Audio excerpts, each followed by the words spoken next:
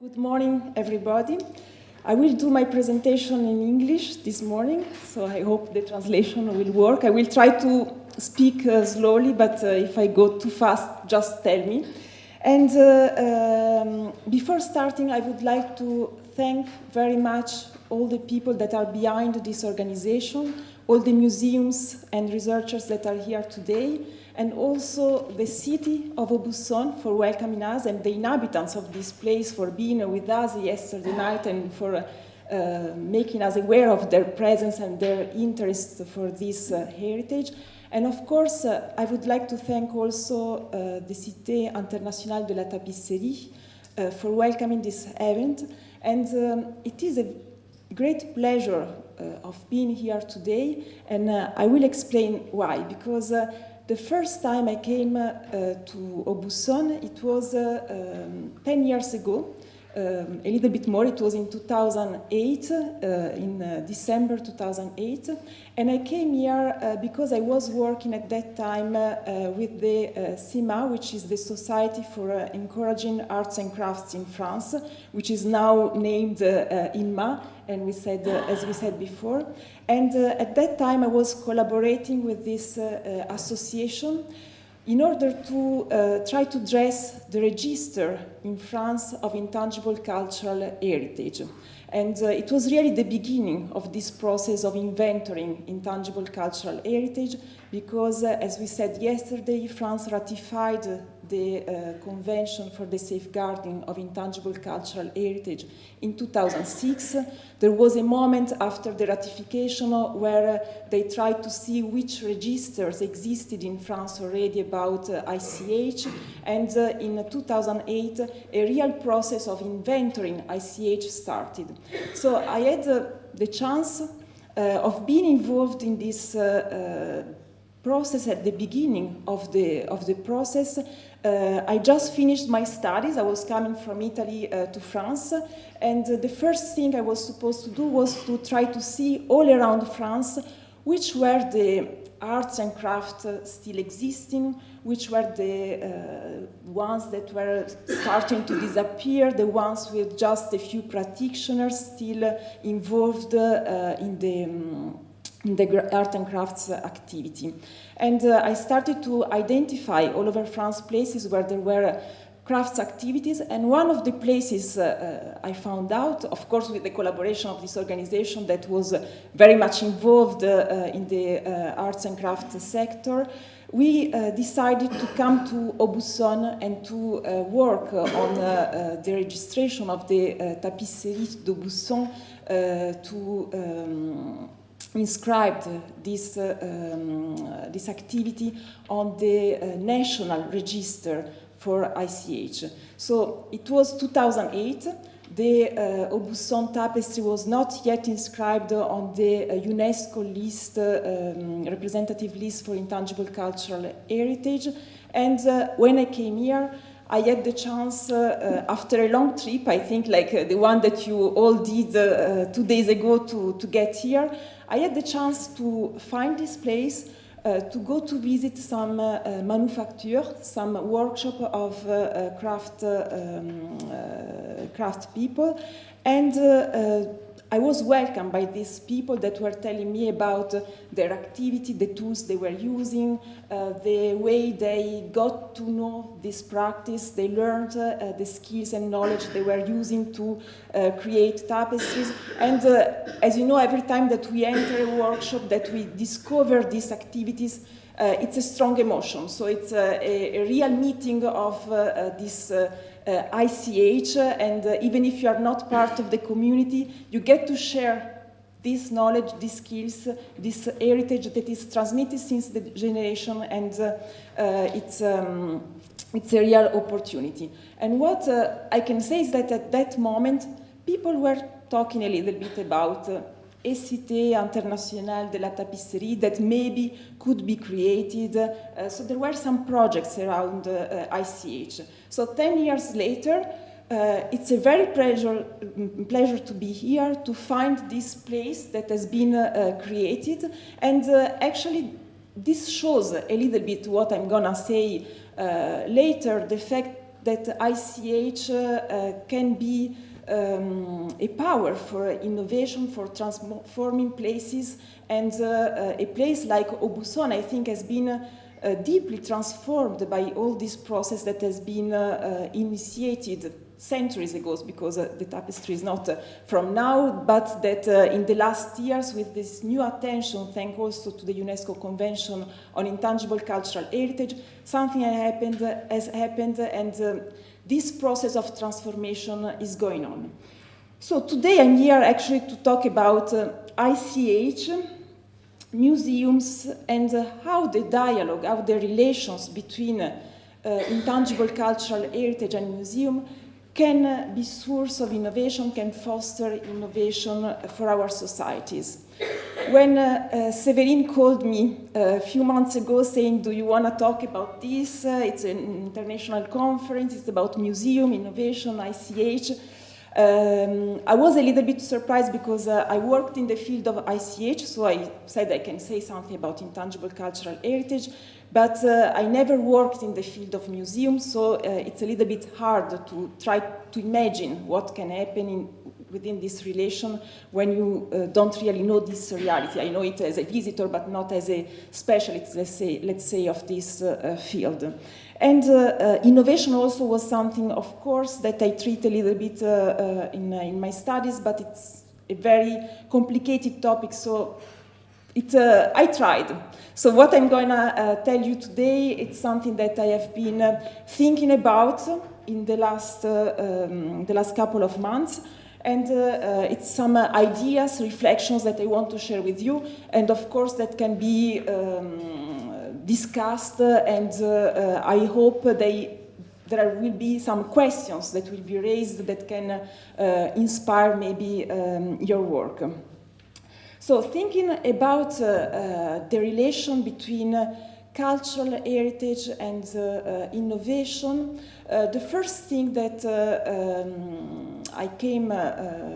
I started to read, to look for, it was some international reports that wrote about the relation between cultural heritage, how cultural heritage is a source for our societies, how cultural heritage can transform our societies, how it can be a source of innovation, but a source also for the development, for example, of territories and communities. And so there is a little bit in these international reports written by the World Bank, by Economies, by UNESCO, by OECD, a kind of common narrative about how cultural heritage can transform our societies. But reading these reports, we find a very strong link between cultural heritage and contemporary economies. Cultural heritage, which is a source of ideas, of skill, of knowledge that can be used by the creative industries today, the cultural industry, to create new products. And of course, when I read all these reports, I think about the risk also of thinking cultural heritage and as a source for innovation and as a source for creating new products that can be sold. Of course, as we saw with Emmanuel a few minutes ago, the link with the market, with the production, the fact that these products can have a sense also for the market is very important, but I think that there is a risk behind of commodification of heritage for the economic objectives. And of course, there are a lot of positions that try to show this risk of commodification, the risk of treating cultural heritage as another good, as another economic good, not taking into account the specificities of this heritage. As we saw, we cannot think about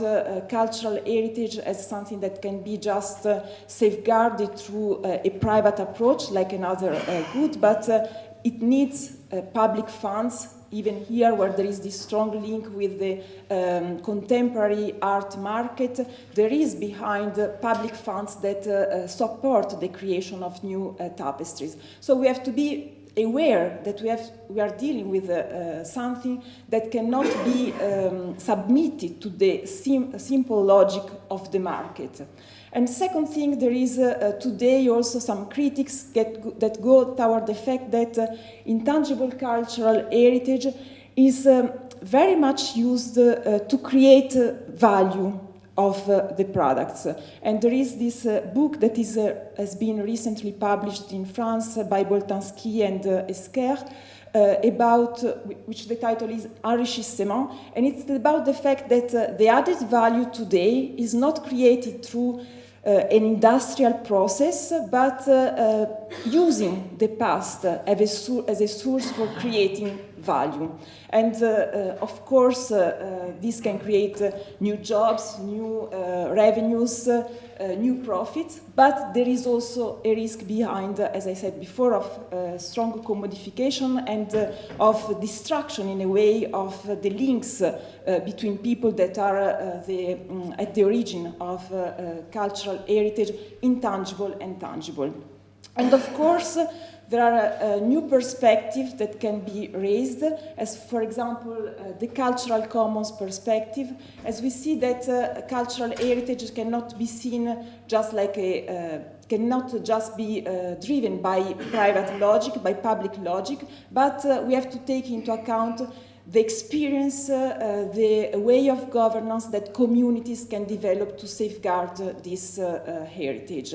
And I think that this meets a little bit also what Filomena Sousa yesterday said about the fact that cultural heritage is a social construction. And so in this approach, we see the importance of communities in constructing cultural heritage. So I was thinking about all these perspectives, and of course I was thinking also, preparing this presentation, about innovation. When we think about innovation from an economic approach, of course, we think about Schumpeter works at the beginning of the 20th century, where we talk about the process of innovation, how we can create new products, which is the role of the entrepreneur in this process, how this person can take the risk of creating something new, and also how creativity can be in a way something that has a power of destruction, because of course when we create something new, we create also, we make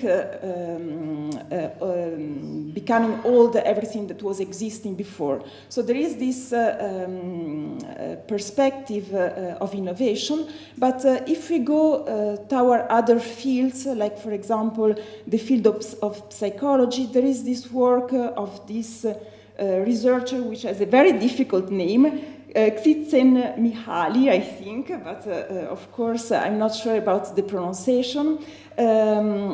96, he explains innovation and creativity as the interaction of three elements: the excellence of individual knowledge and skills, the working context, the social dimension that can facilitate the access to new opportunities.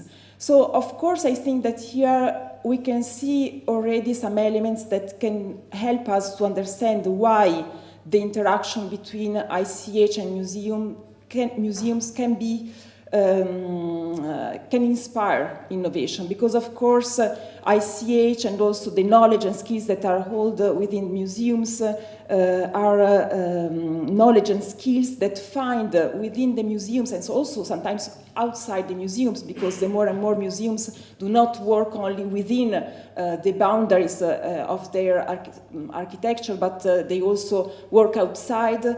So this context is created by museums, these conditions to share knowledge and to foster innovation. And another approach to innovation is the one that is more linked to the field of sociology with Granovetter, that explains the link between innovation and social networks, and the fact that innovation can be strongly explained taking into account the relations, the links that exist between people. And he makes a distinction about strong ties that are the result of frequent interaction, emotional involving, and that are based on reciprocity. So this is permanent relations that exist within museums, for example, or within ICH communities where people know each other usually very well, they interact very often, and there is this also relation of reciprocity. I do something, but you have to do something back, so there is this back and forward relation. And in our networks, we can also find, on the basis of the researches of Granovetter, weak ties that are built through less frequent interaction, less emotional involving, and need less reciprocity. And so, in this sense, weak ties establish unexpected relations between groups or organizations and permit to access new information that can incite innovation and creativity. So I think that this relation between ICH and museums can be also seen as an opportunity to create weak ties among worlds that sometimes do not communicate together, that old knowledge, skills, heritage that can be shared within and outside the museums. And of course, these weak ties can facilitate the exchange of information and they can foster innovation. So I think that the innovation comes from this interaction. And of course, these different approaches to innovation and creativity lead us to consider that the origin of innovation is not only related to specific, exceptional, and individual characteristics. Innovation can be the result of sharing personal and tacit knowledge embodied in people, of unexpected meeting and discussions, of weak ties created between individuals, of synergies risen by the exchange among individuals, their environment, the social context. Thus, the simple fact of working together can have an impact on innovation. And so I think that even the fact that we are here today, we come from different worlds, we share ideas, can be source of innovation. And so trying to sum up a little bit what I said and linking the experience of ICH with the experience of museums and see how they can dialogue for creating new paths for innovation, I think that some key words that can be pointed out are the idea of sharing, and I will come back on these concepts, sharing, creating links and synergies, and try to be ready also to live the unexpected and also to accept that unexpected things can happen and can change the way we work and we are in our institutions and in our communities. So, concerning the idea of sharing, I think that these interactions between museums and ICH can be a real opportunity of sharing experience, knowledge, ideas, skills that have been transmitted since generations. And of course, this idea of sharing is fundamental, I think, for making these institutions like museums and for helping also ICH communities to innovate. And as I said at the beginning, I'm not a specialist of museums, so I don't know too much about what happens exactly in these institutions, but last year I had the opportunity of doing a short study for OECD and about museum and local development, and I had the chance of studying a case which is the case of the Museum of Louvre in the north of France, in the region Hauts-de-France. Just for people that don't know this museum, in 2003 the Minister of Culture in France started a policy trying to delocalize the big collections of very important museums that were located in Paris, like the Louvre Museum and the Pompidou Museums. And so, the Pompidou Museum. So they decided to create new museums in other places in France, to delocalize these collections and to make these collections more available for people that were not living in Paris, that didn't have the chance also to come to visit Paris. And the city of Lens has been chosen as the city that would welcome the Louvre Lens Museum. So the will for creating this museum started at the beginning of the 21st century. The museum has been the building was finished in 2012. And of course, it is interesting to see that this museum is a museum that has been created also with a strong social objective of involving local communities, trying to give to local people, inhabitants of this area, a new perspective of development. This because the area of Lens is a mining area, is an area that for centuries has been interested by the extraction of coal, and at the same time of the creation of this museum, the mining area has been also inscribed on the UNESCO list of World Heritage. So it is a place that is trying in a way to reconvert its economy, trying to use, as we said, heritage as a source of innovation and creativity. And here I put just a couple of pictures of traditions, ICH practices that exist in this area and that has been a little bit involved in the activity of the museum and valorized within the museum. This is the giants that we talked about yesterday, that are present also in the north of France, and some traditions that are related to minorities, migration, population that come from previous migrations, like the Polonese community, that has some traditions of brothers and some festivals that are still alive and that are taken into account by the museum, thinking about the thematic of some exhibitions and some other activities that are created.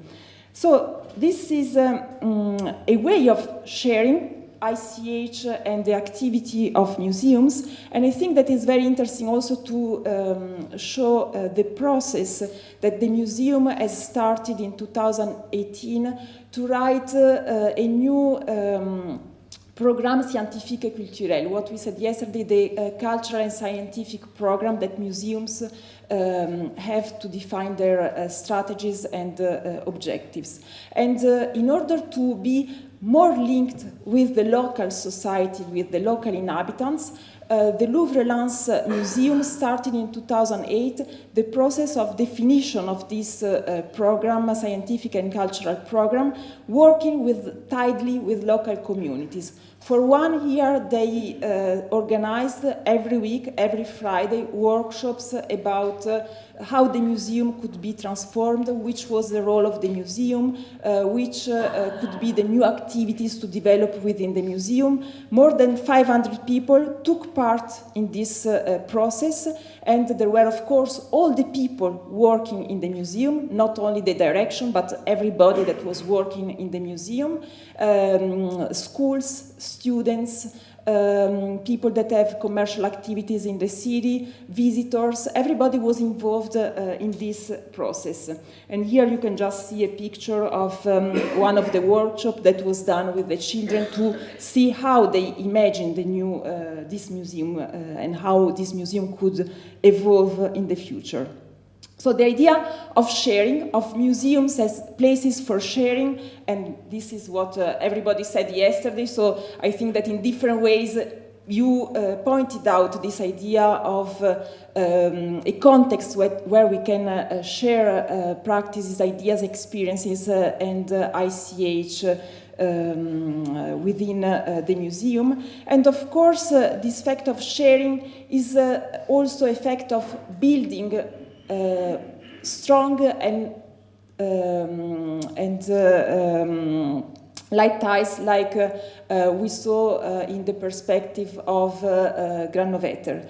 And it is interesting because, of course, within the work and outside the work of the museums and of the ICH communities, it is important this perspective of creating ties and creating ties in a sustainable perspective. And I found this, this sentence by Ecom, which is quite interesting. So sustainability is the dynamic process of museums based on the recognition and preservation of tangible and intangible heritage, with the museum responding to the needs of the community. To be sustainable, museums, through their mission, must be an active and attractive part of the community by adding value to the heritage and social memory.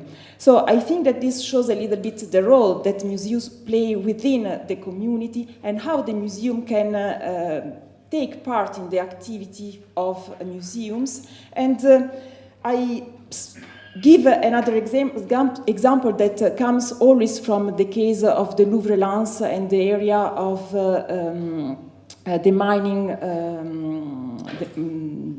area, which has been inscribed on the UNESCO list of World Heritage, which is the project All. So the name of the project was already shows this idea of being together, working together for an objective.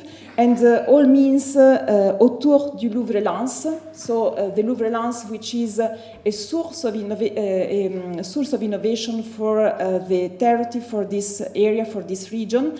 And of course, we have to be careful because it is mainly a touristic project for creating a touristic destination within around the Louvre Museum, but this project was very helpful to create ties and links among people, among schools, universities, creative centers, commercial activities. So there is behind this project an agreement between all the actors of the territory that has been signed in order to work together to develop this territory, this destination, with a aim which is the development of tourism. But of course, the process behind it is more deep and goes really through the origin of cultural heritage and intangible cultural heritage in this region.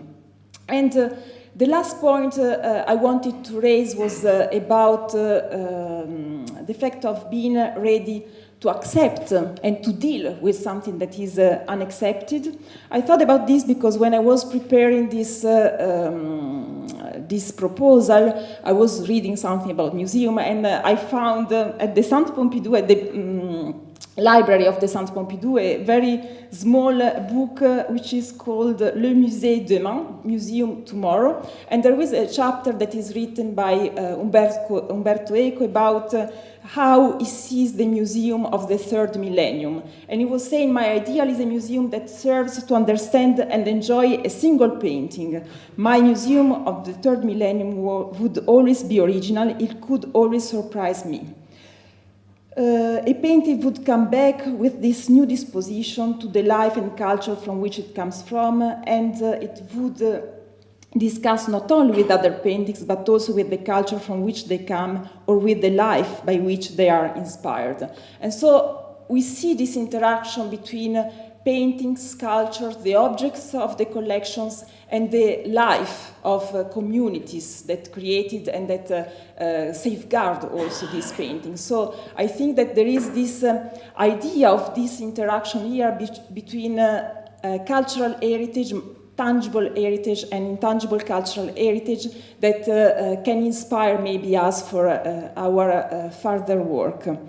And to finish, I have two conclusions. The first one is something that has been written by Xavier Greff in a book which is Les mises en scène du patrimoine culturel, which tries to see how cultural policies for heritage have evolved toward the time. And he points out that we previously saw heritage often like medal heritage, he calls this kind of heritage, meaning a heritage that is meant to be commemorated, to remember the history, to remind us some important events, and so that is created for monumentalization.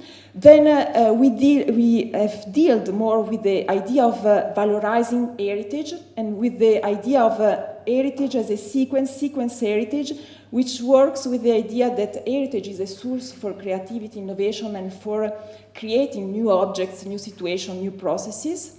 And we are more here in this logic of reproduction of heritage and economic creativity linked to heritage.